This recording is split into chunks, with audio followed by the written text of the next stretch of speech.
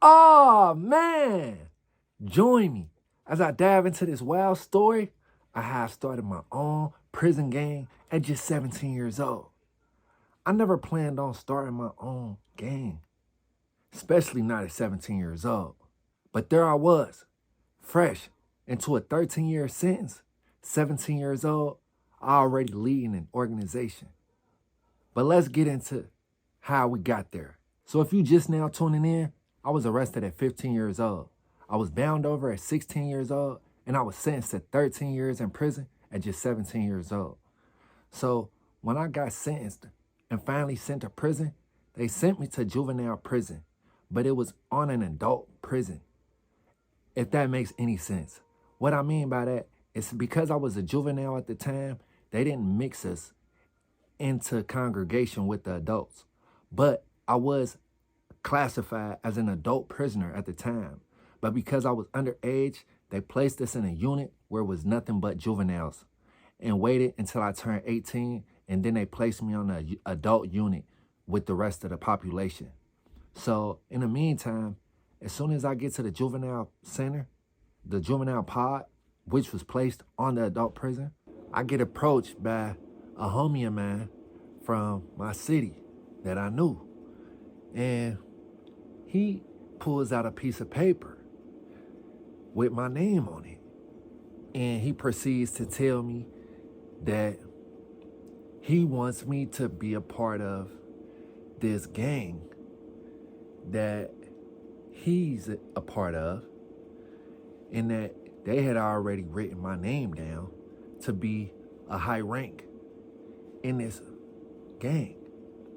Now, I did not come to juvenile to be a part of anyone's gang, nor did I have intentions on, like I said, starting anything of that nature.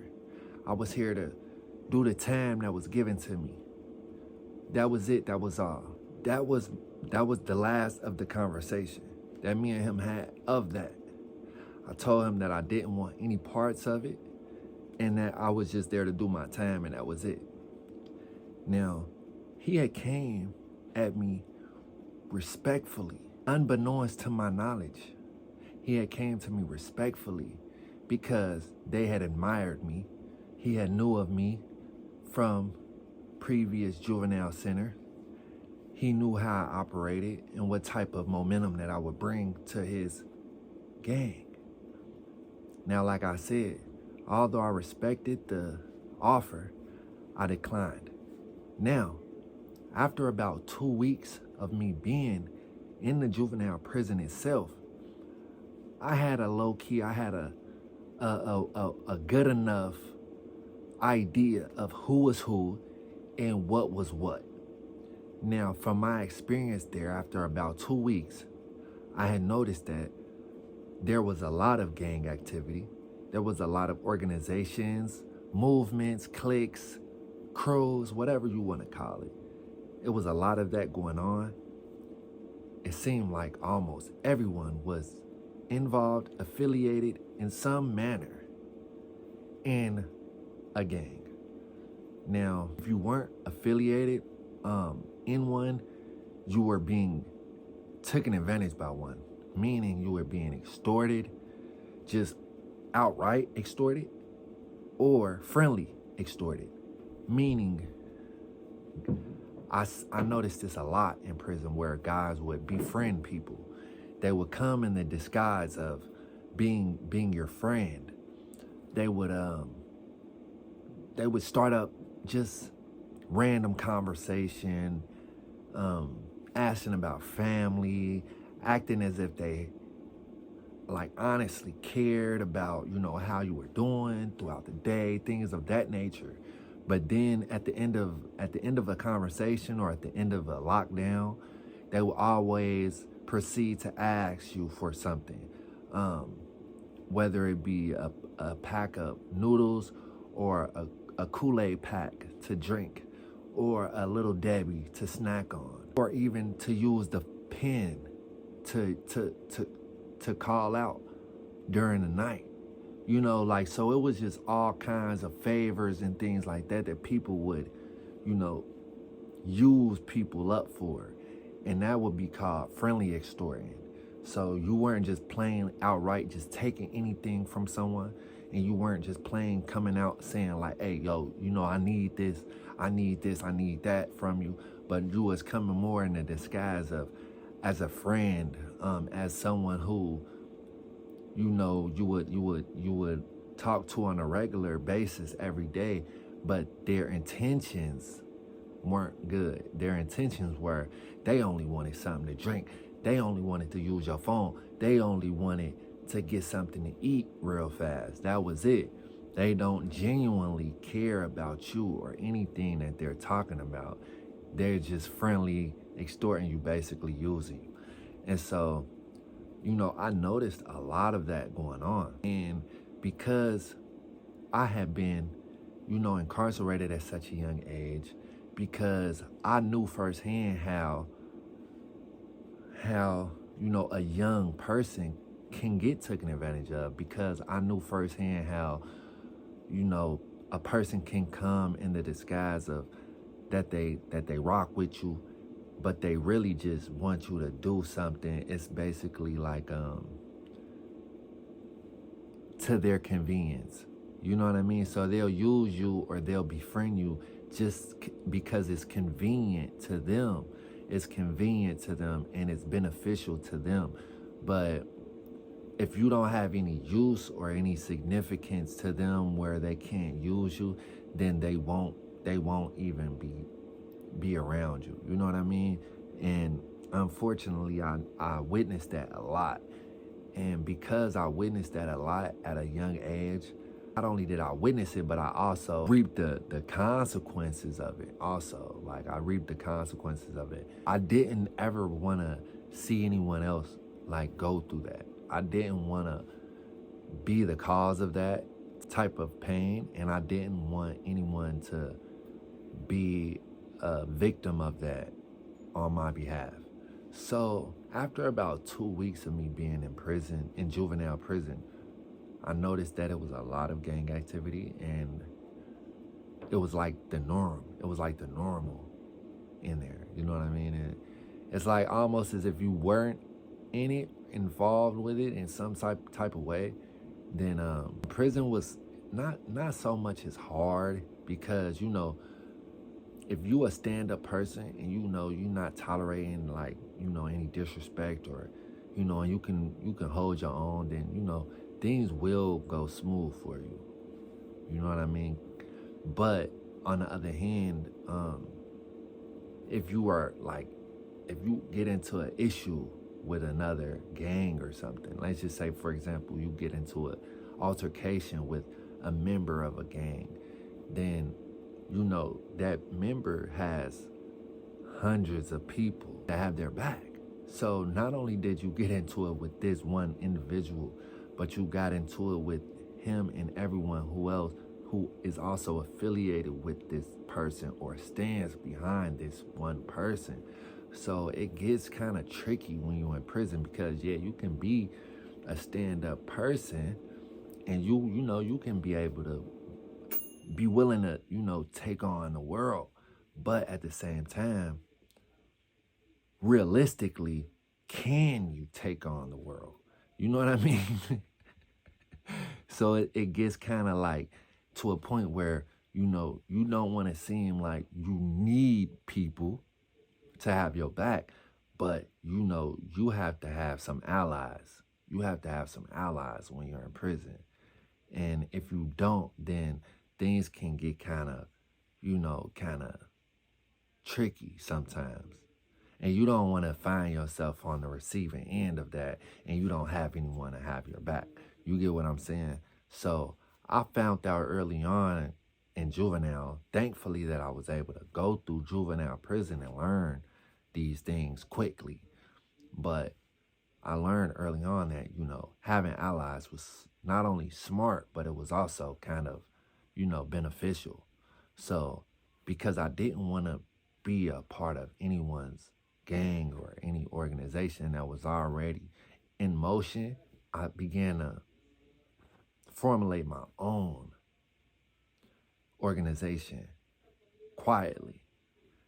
And what made me really do it, like the final nail that was in the coffin that really made me just go ahead and start my own organization was this. I was looking out the window one day, and I talk about this in previous videos, but I was looking out the window one day in juvenile. I was 17 years old. And as I was sitting in this cell and I was looking out that small window, it was day room. And as I looked around, I just saw hundreds of young teenage faces from the ages of 11 to 17 years old, just walking around this unit, basically like a warehouse. And it was just so many young faces. And it was heartbreaking because these were my peers, but for some reason I felt like they were my brothers. They were my siblings. They were my blood of some sort. And I connected with these young youth because I was one of them myself.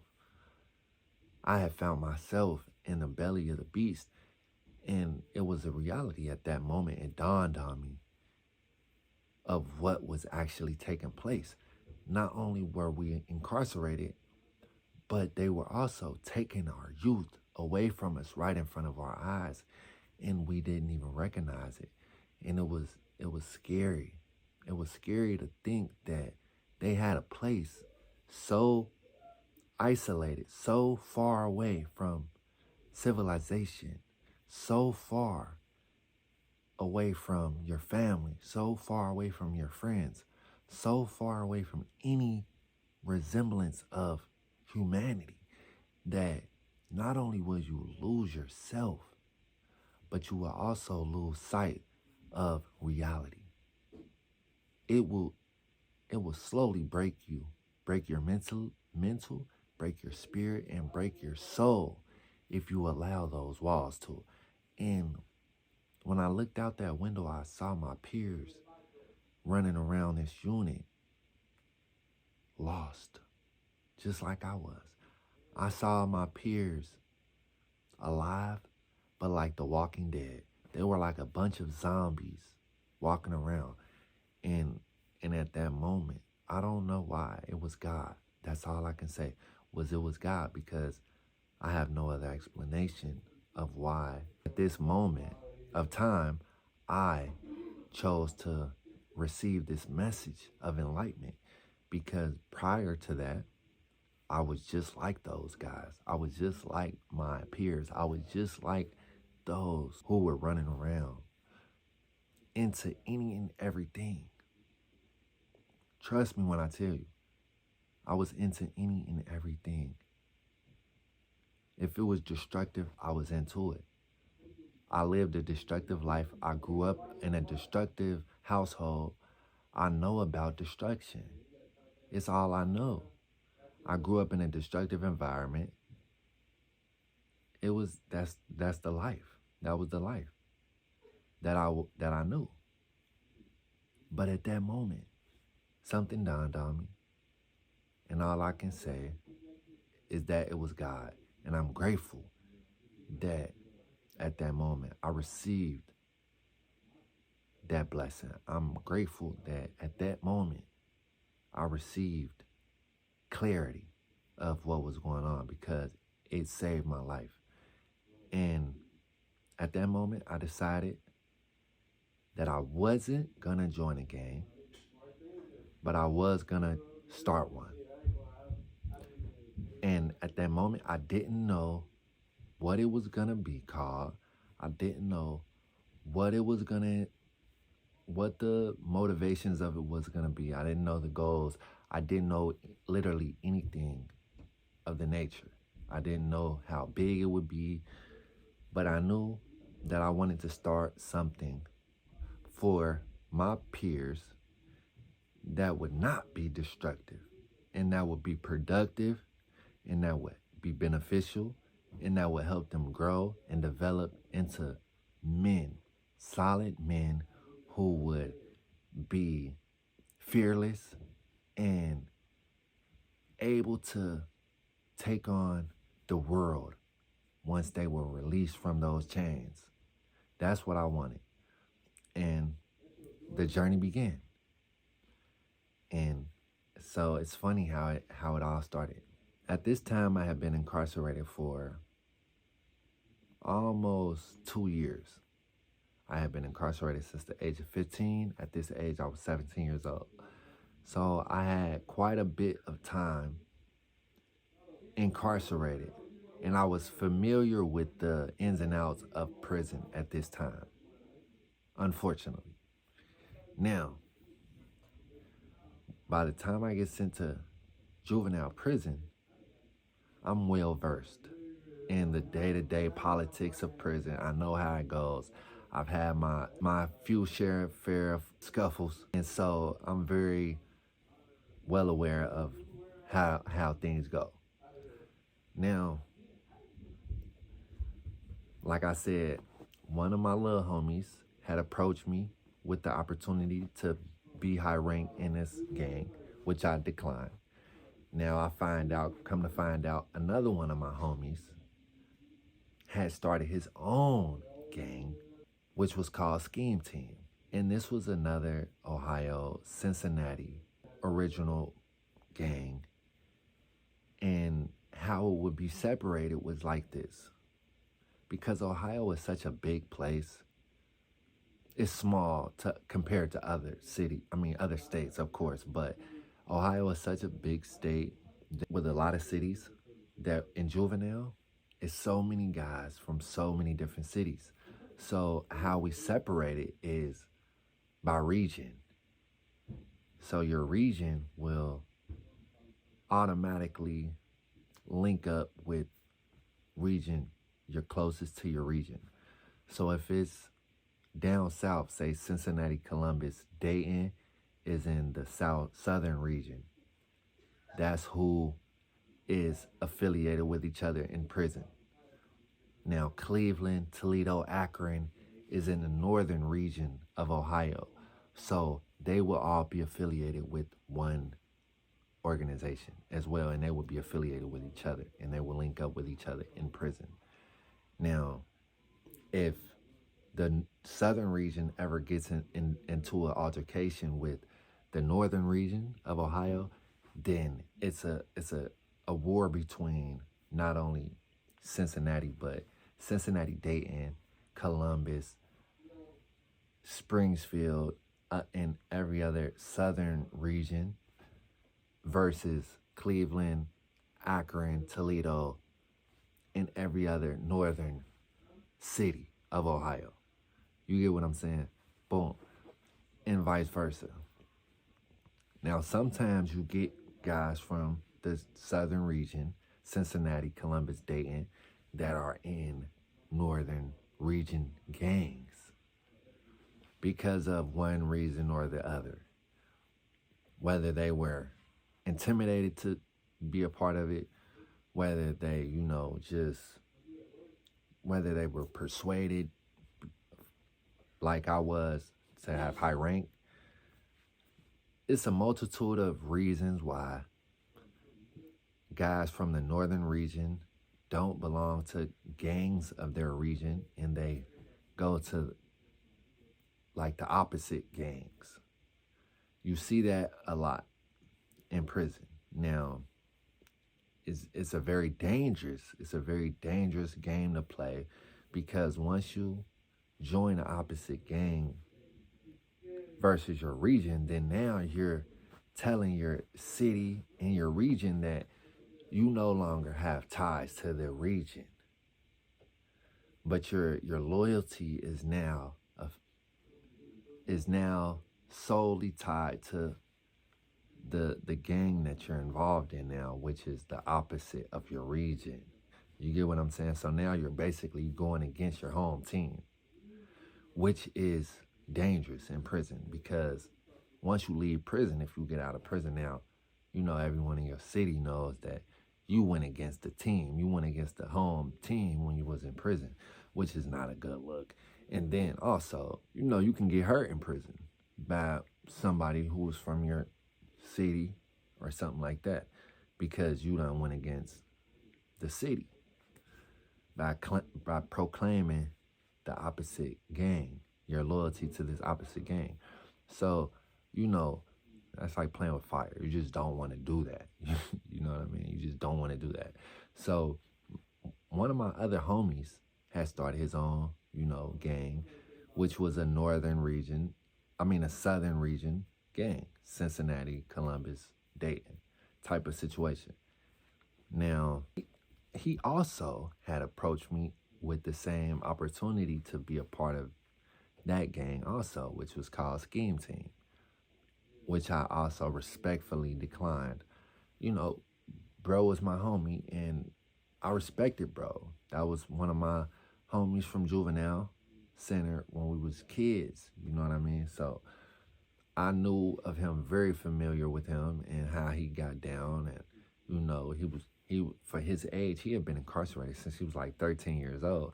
He was very, very, very big kid. He was like a grown man size because he had been locked up since he was 13 years old. And I mean, at this time we was 17, so it was like just crazy. His hands was built like gorilla hands. He was in ODYS also, which is Ohio Detention Youth Center, which is like prison for juveniles. He spent time there where he was also a leader of a gang also. So he wasn't, new to, being in leadership position in prison and running his own organizations and things of that nature. He wasn't new to that. And he respected me enough to, respect my decision to decline.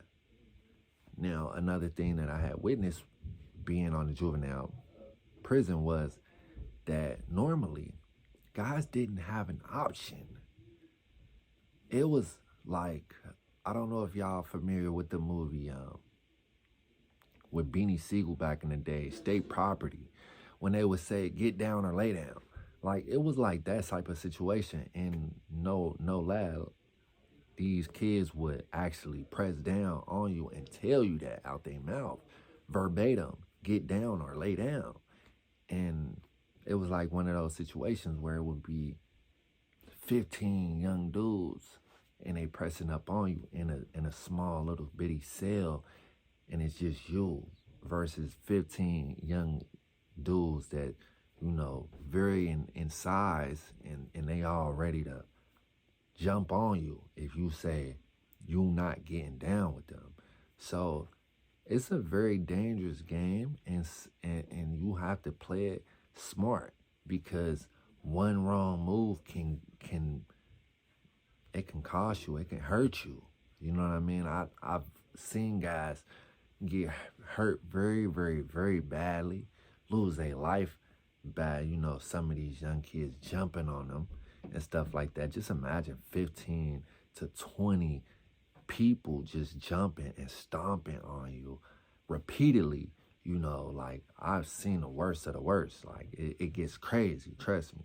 So, when you're in a tight spot like that, it will make someone, be like, shit, I'm not about to get stomped out by 20 guys, you know what I mean? Shit, I'm getting down with y'all, you know what I mean? So, because you know what they say too, if you can't beat them, join them. So, some guys would play that position, and then they get mixed up in these gangs and stuff. But they didn't want to. It's not like they came into prison and was like, oh yeah, let me join y'all. Like, I'm trying to get down. Like, no, it was just more of a situation where they didn't really have a choice. Like, it was either that or get their heads stomped in by 20 guys. 20 guys with 2 feet each. Oh my God, that's crazy. So, and luckily I had a choice.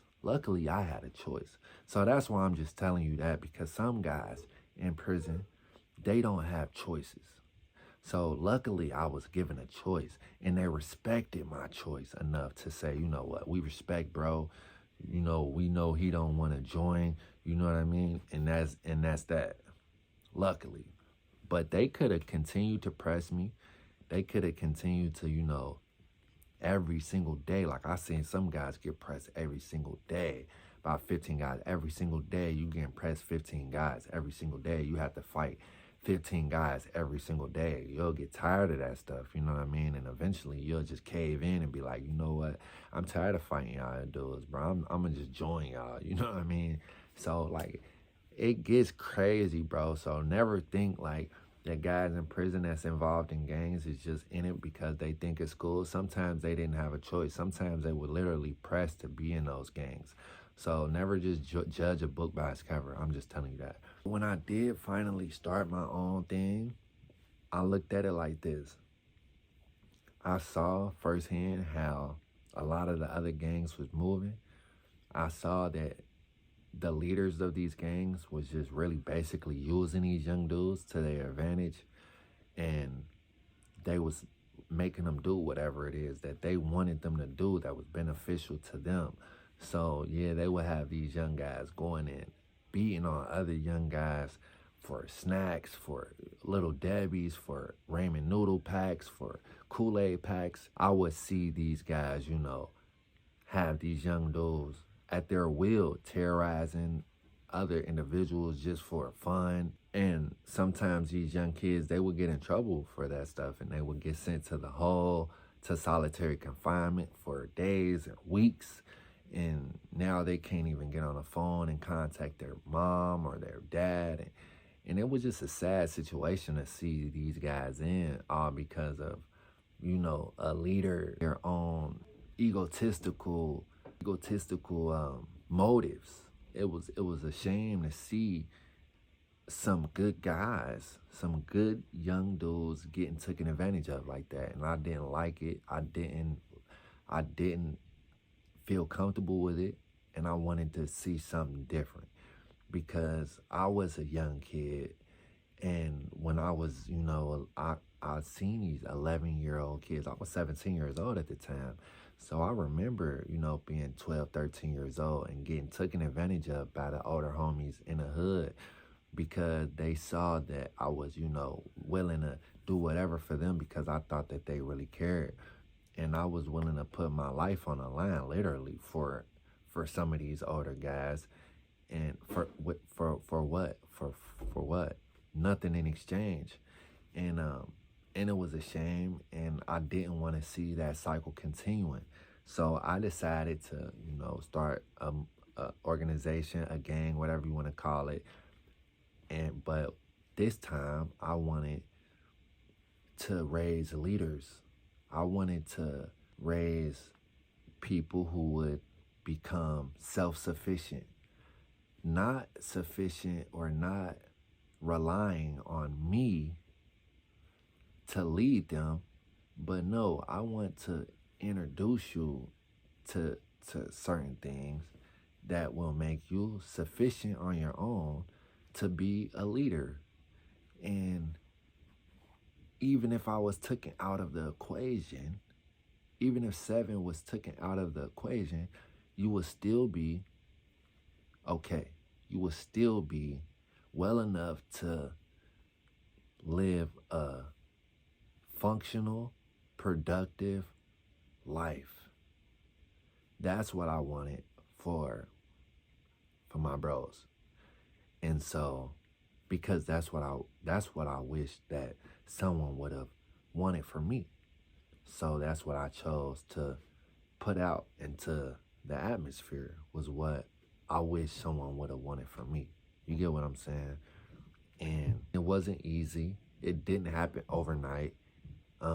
It was a very hard process. It was very, you know, a lot of thought went into it. It wasn't nothing that I just, you know, randomly started picking guys like, hey, you want to be a part of this? You want to be a part of this? No, it was nothing like that. It was actually very time consuming. Like I said, I put a lot of thought into it, and I actually critiqued a lot of people. I put a lot of guys under, you know, a process of watching. I watched guys for, you know, days, sometimes weeks, until I thought they were, you know, until I, you know, saw them for them. Like I wanted to see a man without you knowing that I'm watching, I want you to just, boom, and I'm observing you. And as I'm observing you, I'm seeing how you handle yourself on a day to day.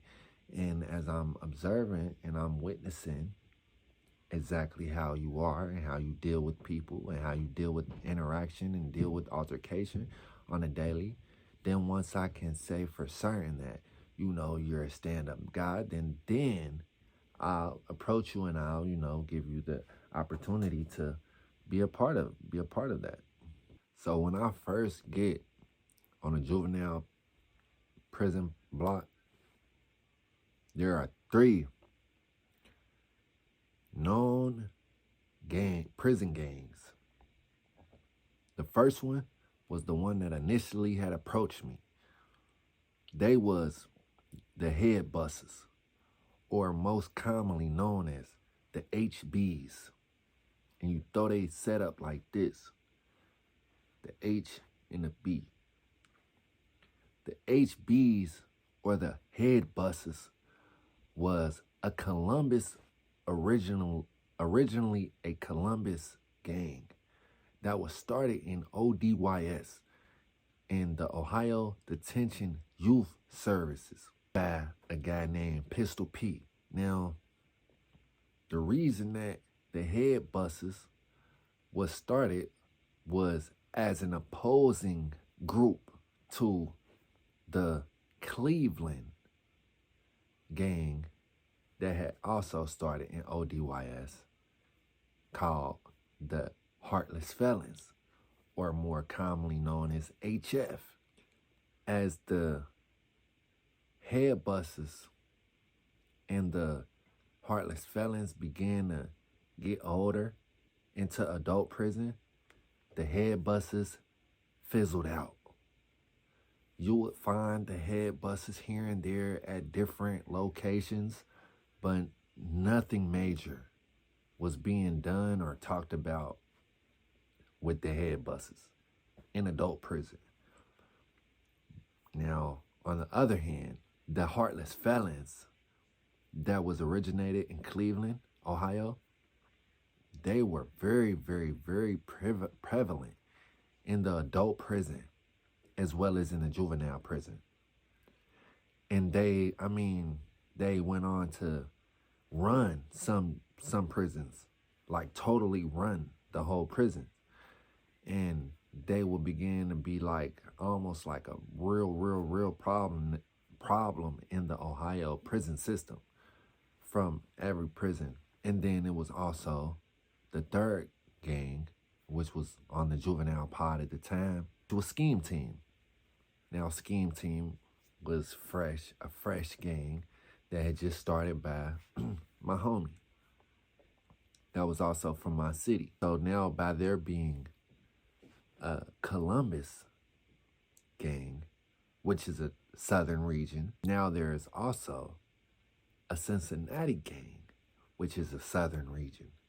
So automatically, the Scheme Team and the head busters united to make their cliques or their gangs even bigger than what it was. So now, instead of just dealing with the Scheme Team member, if you got into it with the Scheme Team member, that was one thing. But now you had to deal with Scheme Team and the head busters, if you ever got into an altercation with any of them, versus just the Cleveland boys who had the Heartless Felons. Now, the Heartless Felons, one thing about those guys, though, was they would send those Cleveland boys into the juvenile prison every single day of the week. It's like every time you turn around, a new kid coming into the pod, where is he from? From Cleveland.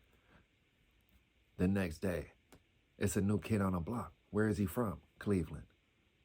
And you automatically know that these kids are joining the HF because that's their home team. That's their home gang. So instantly, as soon as they touch the compound, their numbers are getting bigger and bigger and bigger every single day, because every day it's a new kid coming in from Cleveland. And automatically, as soon as this kid touches the pod, and he finds out that the Heartless Felons are here, he's gonna join the Heartless Felons because 9 times out of 10, he's already been a juvenile before, been to juvenile prison. He's already in the Heartless Felons. They run even on the streets like Bloods and Crips. They're even on the streets of Cleveland, Ohio. So 9 times out of 10, they was representing the Heartless Felons on the streets. So they come to prison. They're continuing to be a part of what they already are. Like, it's a no-brainer. Like, it's easy for them. You know what I mean? It's like, come on. So that was the dangerous thing about going against the Cleveland guys. It's just because it was so many of those guys. Anywhere you went, there was just so many of them. And they all was HF, like, you know what I mean? So, and they all willing to go. Like, they going. Like, they're not gonna leave anything on the table behind this Heartless Felon thing. Like, you know what I mean? Like, they're gonna put it all on the line for this thing. Like, you know what I mean? You know what I mean? Like, seriously. Like, I've seen these guys crash out on officers, like guards, administration, like white shirts. Like, they're lunatics. Like, you know what I mean? So those was the 3 well-known prison gangs when I came through the door at 17 years old. These was the options. These was my options. Now, I didn't want to participate in any of these groups because I knew, for one, that their codes of conduct didn't align with my principles. Their rules and regulations did not adhere with what I believed in. It was just, I just was at 17 years old. I had already been through a lot. You know what I mean? I had been involved in the streets. I had been locked up since I was 15 years old. I had been involved in the streets since 12 years old. Even before that, like, oh my gosh, like, you know what I mean? Even before I had jumped off the porch, I was seeing the street life on a regular basis because, you know, my mom and, you know, my environment, that was just nothing new to me. You know, violence was nothing new to me. Destruction was nothing new to me. Dysfunction was nothing new to me. None of these things were new to me. So, you know, being in this position at 17 years old, it was like kind of normal, unfortunately. You know what I mean? So, but what was new to me was becoming a leader. What was new to me was making a difference. What was new to me was saying, you know what, I'm not going to continue the same destructive cycle that hurt me. I'm going to change up the path that I'm on, and I'm going to, you know, lead my homies down it with me if they willing to, you know, follow my lead. And that was the new thing for me, and that was the hardest part of everything because I had never had the courage to, you know, say, I'm not joining y'all doing that destructive stuff. Instead, I'm gonna do this. When the homie said, yo, let's go, let's roll, let's do this, boom, boom, boom, I'm the first one to say, shit. You know what I mean? You ain't said nothing. You know what I mean? But it was new for me to say when the homie said, yo, let's do this, let's go roll, let's do boom, boom, boom. And I'm going to say, yo, I ain't doing that. And then everybody else like, what? You ain't rolling, you ain't sliding, you ain't. That was hard. That was hard. Getting that reaction from your homies, from your friends. That was the difficult part. But I did it. And when I did it, I saw the, you know, the glares. I saw the resistance a little bit in their eyes. But at the end of the day, no one bucked up enough and said, nigga, F you.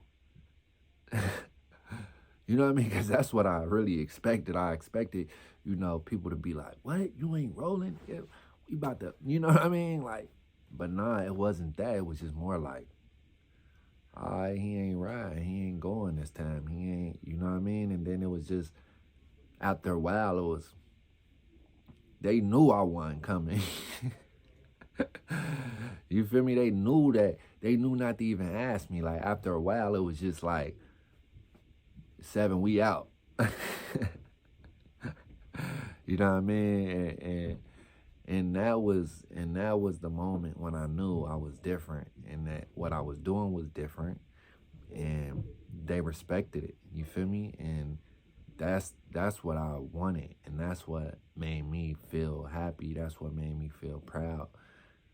You feel me? It was when I could stand on my own without the homies, without bro Joe Smo and them.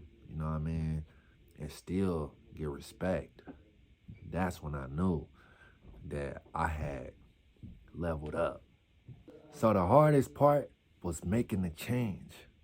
But once I made the change and I recognized that they admired the change, well, I recognized that they respected my decision to change.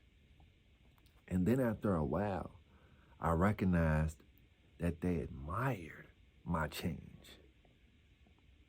You see the difference? At first, I recognized that they respected my decision to change.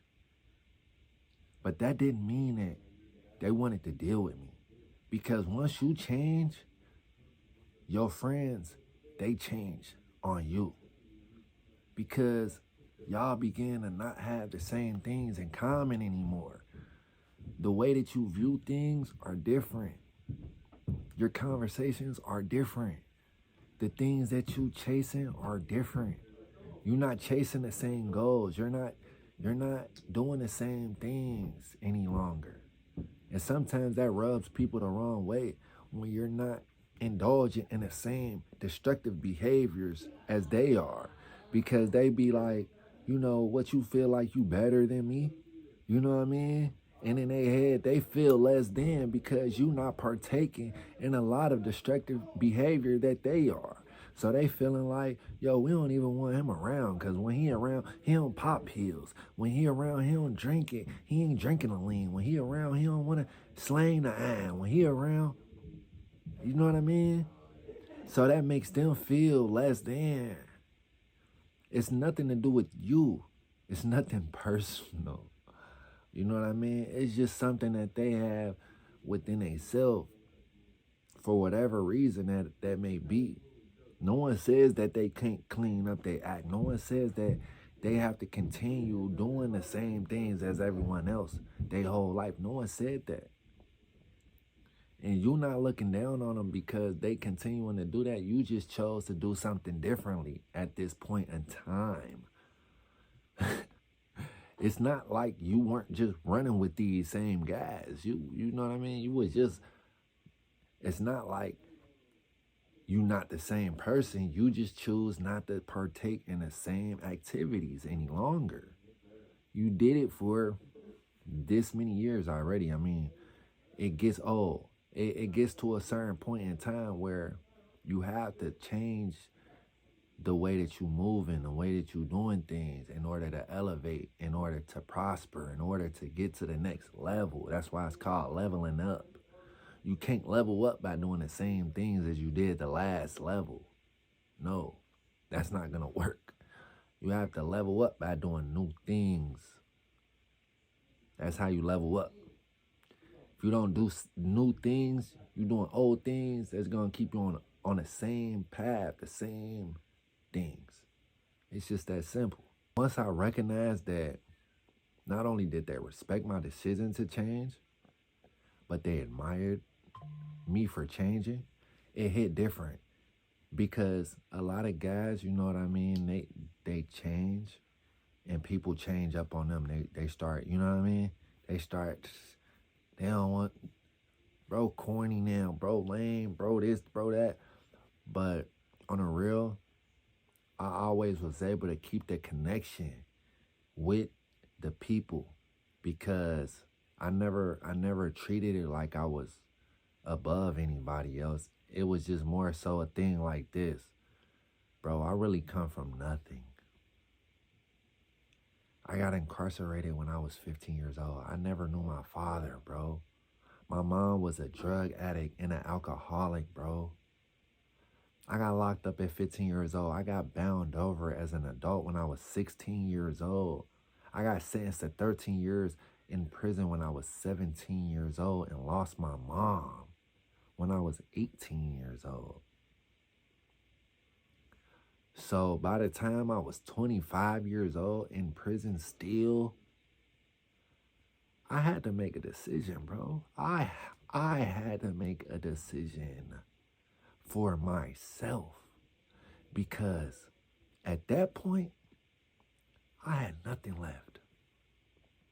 At that point, I had nothing left. The system was trying its best to break me. And I was fighting every single day to keep my sanity, to keep my spirit, and keep everything that I had. And so when it came down to that, I had to make a decision. And the decision was the streets over my mental or losing my mind. Because I was ready to lose my mind, y'all. Like my brother did. I could have lost my spirit in there. I know some brothers, you know what? Look, I'm going to tell you a brief little story. I was 19 years old and I was in a cell. They placed me in a cell with a person who had 35 years to life. And as I was in a cell with this 40, 50-year-old man who had already been down 18 years already, as I was in a cell with him, and I had finally got to know him after months, you know, I asked him, I said, OG, man, you know, got your parole coming up. I know you can't wait to get out. He looked at me dead in my eyes and he said, I don't want to get out. And I thought that I was tripping for a second. And I had to look at him and I said, what you say? And he looked at me and again, dead in my eyes, and he said, I don't want to get out. And a part of me broke. And I said, why? He said, bro, I've been locked up 18 years, bro. My mom gone, my dad gone, my kids grown. I don't know nothing about the world. He said, all I know is prison, bro. I've been here since I was 17 years old. He said, what I'm going to do out there, bro? I'm better off in here. And you know, normally I try my best to give good advice. I try my best to give good advice. And I try to uplift anyone around me and try to give them, you know, words of encouragement. But in this situation, I was totally speechless. I was totally speechless. It was nothing. It was nothing on this world that I could tell this man who was older than me. He old enough to be my granddad. It was nothing I could tell him, my 19-year-old self, even though I wanted to. But I know I couldn't.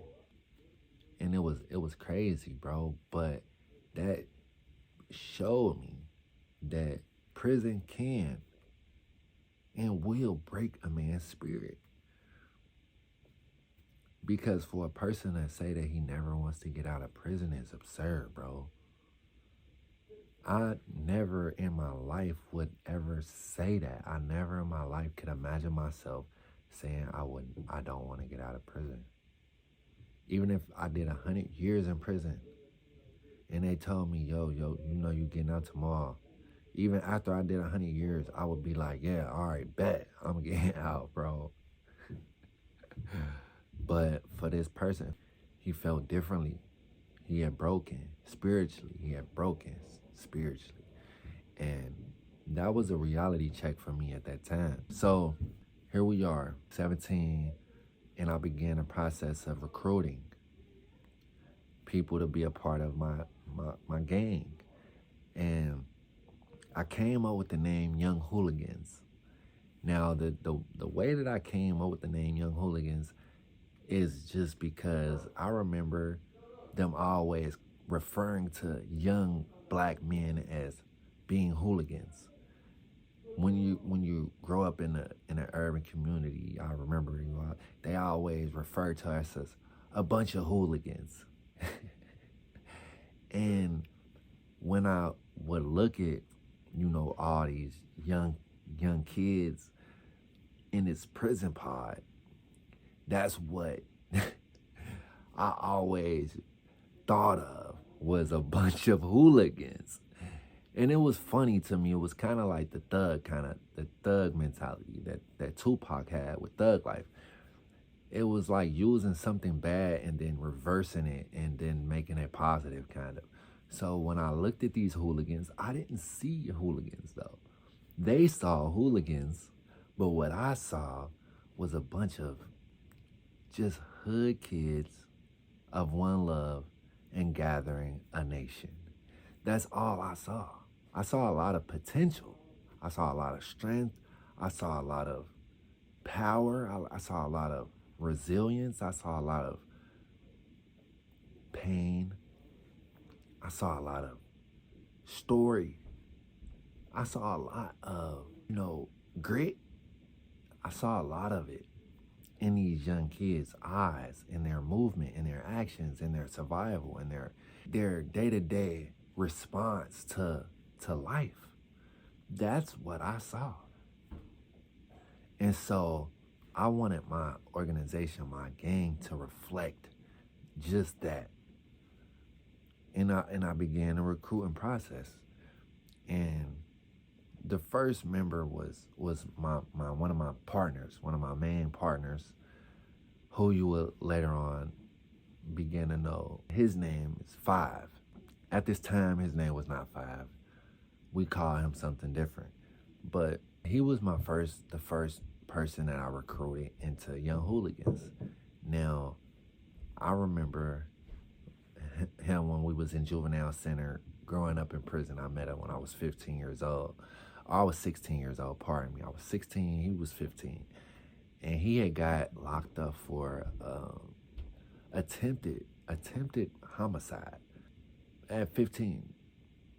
And I met him and we became real close in there. And my mom actually became very close with his mom also, and would come to visit us on numerous occasions while we was locked up together. So me and his friendship had became very, very close. Now, I got sentenced to prison before him. So he came prior to me. Now, when he gets there, at the time I had been formulating this plan on starting my own gang. So when he gets there, I'm like, boom, it's the perfect time to, put my plans in action, because it's no one that I trust more than this kid here. And so everything began when he got there. I approached him and I, let him know what it was that I intended on doing. And of course, he was behind it and supported it, just like I knew he would. And from there, he actually helped propel Young Hooligans to the next level, because in leading any organization of any stature, as a leader, you have to know your place and your strengths and your weaknesses. And that was always a very, very good thing of mine, was I was able to recognize not only my strengths, but my weaknesses also. And I'm not afraid of admitting it. A lot of people, they want to be strong in every area. But sometimes you have to know, what you can and what you can't do. And some people are better at doing things versus others. That's just how it is. And so I knew my strength was organizing. I was able to recognize potential and organize it and communicate verbally exactly what it was that I wanted to put together. And so that's what I began doing. I took Five brought him into the fold, and he's a very like outgoing individual. So I knew that automatically he would bring a lot of other good, solid souls to the table because he was just genuinely a good, solid person. And so anyone that he interacted with, I knew genuinely that they would be good people. And that's exactly what happened. He proceeded to bring a lot of potential to the group that was very helpful. You know what I mean? Because me necessarily, I knew that I could only do so much as a leader. I could only do so much, and so I started putting other people in position to fulfill the spots that I couldn't necessarily fill. You know what I mean? And that's how it began. So as we continue to grow, I began formulating a plan to not only develop the individuals who were a part of the group, but I also wanted them to benefit financially from being a part of the group. Because it's one thing to say that you got a bunch of guys up under your umbrella, but then it's another thing to actually say that you're taking care and feeding these same individuals. It's a different, it hits different, it speaks volumes, and it makes the individuals more loyal to not only you but to the group. And I looked at that as just something else that I would have wanted someone to provide for me if I was a part of their group. I would have wanted someone to have that available. You know what I mean? So that's what I did. I created a kitty, like sort of like a bank, and where the members would every month we would place at least $5 into the kitty. And the reasoning for the kitty was to always make sure that we had items available or money available for anyone at any given time that was a part of the group. Now, I also made sure that we all had a hustle because if you have a source of income, then you can never go broke. So, and the source of income would come from the source. And what's the source? The source is you. You are the source. So you are the source of income. All you have to do is look within yourself and find what you're good at, your strengths, and use that to benefit financially from it. So if you can play basketball, don't go outside and just be hooping for the fun of it. No, go out there, put some money on the line, and make it worth your while. You get what I'm saying? If you know how to draw to some extent, use that to your ability. Don't do anything for fun. Don't do anything for free. Use everything that God gave you as to benefit from it. Because ultimately, that's what it was given to you for. It's your God-given talent, period. So that's the type of mentality I began installing into my members. And they started picking up on this energy that I was given. So I had a bunch of young cats just on a grind. And they were basically outcasted from society. They were outcasted from the system. They were thrown away like garbage. They were told that they wouldn't amount to anything in this world. They couldn't ever be productive ever again after, catching the crime that they caught. But I was there feeding positive energy into these young kids, letting them know that the world was there, the sky was the limit, and they could accomplish anything. I was there telling them that and actually pumping not only that energy into them, but giving them the material that also aligns with that mentality that aligns with that energy. You feel what I'm saying? And they loved it because I also needed that. I also needed that. And I felt like that's why I was putting so much purpose and passion into it, because I really needed that at the time. And so I was really just giving these guys what I really needed. I was in dire need of self-development, and I was putting myself through this um, strenuous process, and they were basically just on their ride along with me. And I was grateful to have them, because I don't know how I would have, survived juvenile without them. Because like I said, in juvenile and in prison period, allies are very important. Now, don't think by any means that the whole time while I was there that I just had my way and everything was smooth and that I was just able to start this gang with no bumps in the road, because it wasn't. Trust me. For instance, I got crashed on when I was in there. We had started getting into it with, actually, we started getting into it with the Cleveland guys that I was telling you about earlier.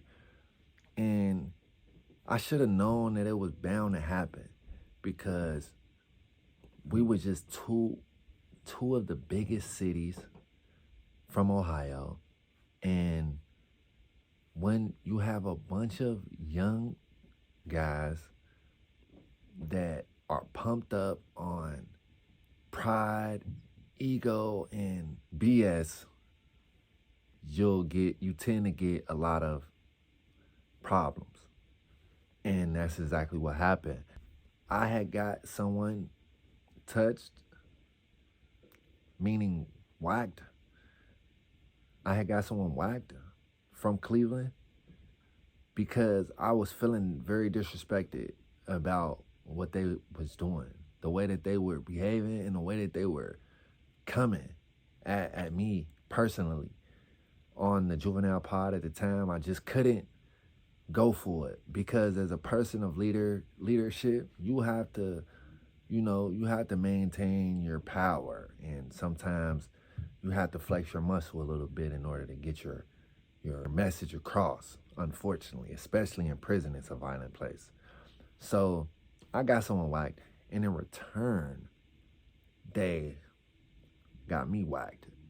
Now, I didn't think it was gonna go out like that. Honestly, I didn't think that they was gonna directly attack me. I thought they was gonna attack someone else close to me or something like that. But no, they came straight at me. They didn't even, waste any time. I mean, it took a day or two or whatever, but yeah, they eventually did come at me. It's so crazy because we was on high alert. Like, me and my whole gang was on high alert. Everyone rocking with me was on high alert at the time, but they still got it off. And dude that they sent, he got one punch, boom, hit me from the side as soon as I was coming up the steps, coming in from church. And as soon as he hit me, I didn't even feel it. I turned around, pivoted, and then I just took off on him, hit him like 5 times. And from that point, the guards rushed us, sprayed us with mace, handcuffed us, took us to the holding cell in the back, where he was proceeding to tell me that, the gang had made him, the Heartless Felons had made him do that. And he said that if he didn't do it, that they was gonna crash on him and things like that. So, he was doing a lot of pleading, but at that time, I wasn't trying to hear nothing that he had to say. I wasn't trying to go back and forth with him. I had made my mind up, in that whole cell that, I was gonna do what I was gonna do, regardless of anything he had to say, because he had already made his decision to do what he was gonna do anyway. So, I ended up making a decision that ultimately, I lined a lot of my guys up with their guys, and, it was fights like, for like maybe a week and a half straight, just continuous fights on fights. Even in a hull, it was fights. And that's how we ended up eventually getting over that until my side ended up winning, and then it's like a power struggle. It's like, so we're gonna keep on mashing the gas until you guys basically submit, and once they submit it and let us know that we done, we had enough, then then we can continue on in peace. You feel me? But until then, we gonna keep on just mashing the gas on you boys until y'all finally tap out. You know what I mean? That's how we gonna play that. So that's what happened, and that was a whole nother story. Now, I eventually accumulated up to 25 to 30 members in Young Hooligans over amount of the time while I was there on a juvenile pod for a year until I turned 18. Now, before I had left, I had passed down my crown to my second in command, which was my homie Five. Now, I gave him my crown because I felt like at the end of the day, he was gonna be the person who took it, cherished it, and took it seriously. You know what I mean? Which he did once I left. But I prepared him. I kind of tried to prepare him like 2 weeks prior before me turning 18, so he would have like a just be comfortable in a position of leadership now all of a sudden, because you can't just throw someone in a power position like that. You have to kind of gradually let them lean into that, especially if it's something new to them and they're not very familiar with leading an organization. It's kind of, tedious. It's tedious. It's a lot of work. You're responsible for 25 to 30 people at one time. And so it's a lot, and they're needy. They're needy. They always want things. They always asking for advice. For you know what I mean. So it's a lot, and if you're not prepared for it, then everything will go down the drain, and the people in the group won't even want to be in a group anymore. So it's a lot of hard work, and I prepared him for that 2 weeks before I turned 18. So by the time that I left, he was fully prepared. Now, once I did turn 18, it didn't take long before he started a war again with the Heartless Felon Cleveland group, and which he also won. But in the midst of that, I ended up meeting a brother named Derek Dawson, and I later on would also meet his father named Ronald Dawson in prison. So that was one of the positives out of that whole situation, was me meeting Derek Dawson and Ronald Dawson and the Dawson family from Columbus, Ohio. I'm very grateful for meeting Derek Dawson in juvenile. Well, I met him when I turned 18, but he was in juvenile at the time, and then he later on turned 18. But he was a part of the group that I had started, Young Hooligans. And so we had formed a friendship, a bond once he turned 18, because he was, I was hearing a lot about him holding it down and representing for the group that I had started. So once he turned 18, I obviously had embraced him with open arms and showed my appreciation by giving him a care package, made sure he was well taken care of when he turned 18, because again, these are just things that I would have wanted someone to have done for me if I was a part of their group. So I will always make sure that I showed the utmost respect and gratitude towards all of my members by any given chance, any given chance. Even though gangs are very destructive, I know firsthand, because not only was I part of one in prison, I was a part of one before I went to prison. I'm very familiar with gang activity. It's nothing new to me. So I know firsthand how destructive gangs can be. But in this instance, when I was in juvenile prison, it taught me that you can also gather together with a group of guys and do positive also. And if you put your mind to it, you can actually help build something positive with your group versus something that is destructive and destroying the minds and the futures of the youth. You know what I mean? So I'm grateful that I was able to do what I did when I was in juvenile.